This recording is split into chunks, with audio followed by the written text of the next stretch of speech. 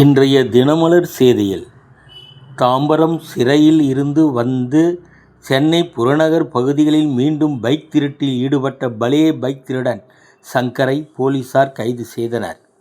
அவன் திருடும் பைக்குகள் ரயில் நிலைய பார்க்கிங் பகுதிகளில் டோக்கன் போட்டு நிறுத்திவிட்டு சில வாரங்கள் கழித்து திரும்பி வந்து கட்டணத்தை செலுத்தி வாகனத்தை எடுத்து சென்று விற்பனை செய்து வந்ததும் தெரிய வந்துள்ளது. புழல் சிறையில் அடைத்தனர்.